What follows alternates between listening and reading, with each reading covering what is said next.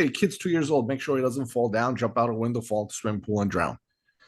It's to expedite the visit, to help the doctor to deliver the care. I'm finding uptake on it from the physician's point of view. They just can't let go. They have to do their spiel of 25 minutes, and then they wonder why they're overwhelmed, burnt out, and can't go home on time. They don't use it to their advantage. And I tell them, I assure you that video will tell more than you will ever on a video, because we sat down and we thought about it. You're doing it freestyle. What I think the problem with Bright Futures is, other than that it's impossible to actually do it more than twice in a day, is that the relationship is what's important. If you're focused on a checkbox of things that you have to go through, you're no longer human. You're not asking about how mom's job, that she stayed home for 3 years and now the kids are in daycare and she's gone back to work. How's that going for you? Do you like it? Are you happy?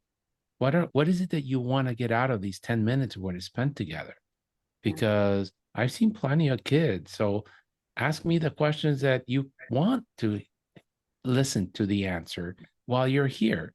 All the other stuff, I can give you a video, I can point you to a website, I can give you an instruction sheet that you can read at home after the kids are in bed.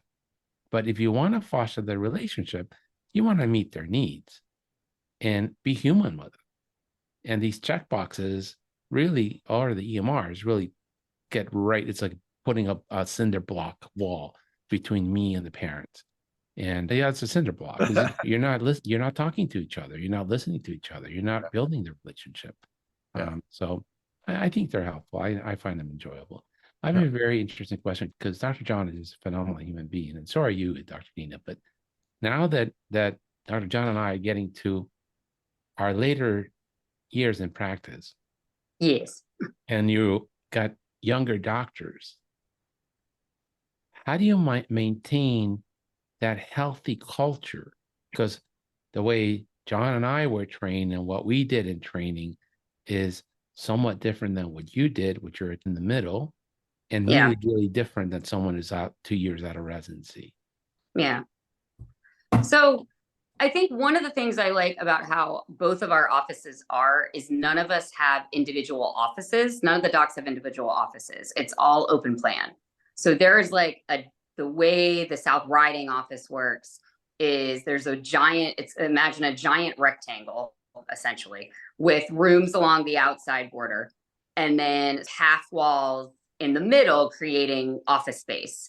And there's a doctor's section and a nurse's section. So all of the doctors hang out together. We're all together all the time.